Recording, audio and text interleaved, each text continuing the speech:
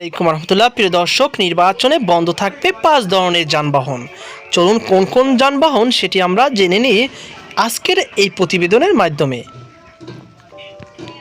প্রিয় দর্শক, যুগান্তরের এই রিপোর্টটি প্রকাশ হয়েছে 10 ফেব্রুয়ারি 1:09 PM।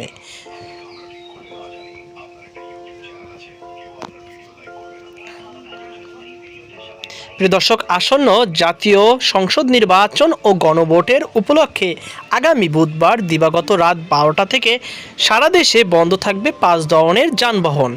এর মধ্যে রয়েছে মোটরসাইকেল, ট্যাক্সিক্যাব, পিকআপ ও মাইক্রোবাস ও ট্রাক।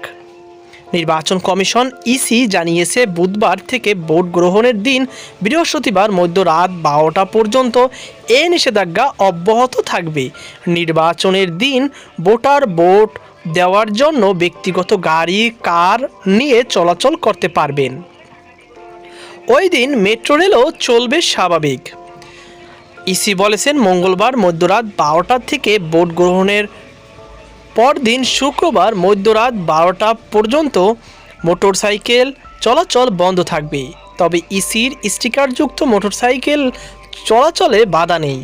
তবে আইন শৃঙ্খলা রক্ষাকারী বাহিনী, সশস্ত্র বাহিনী, প্রশাসন ও অনুমতিপ্রাপ্ত পর্যবেক্ষকদের ক্ষেত্রে এই নিষেধাজ্ঞা শিথিল থাকবে। জরুরি সেবা নিয়োজিত যানবাহন, ওষুধ, স্বাস্থ্য ও চিকিৎসা ও অনুরূপ কাজে ব্যবহৃত দ্রব্যাদি এবং সংবাদপত্র বহনকারী সব ধরনের যানবাহন চলবে।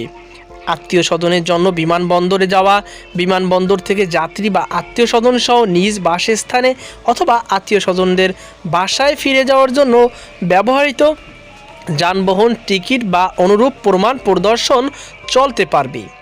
ইসি জানিয়েছে, দূরপাল্লার যাত্রী বহনকারী অথবা দূরপাল্লার যাত্রী হিসাবে স্থানীয় পর্যায়ে যাতায়াতের জন্য যে কোনো যানবাহন চলতে পারবে।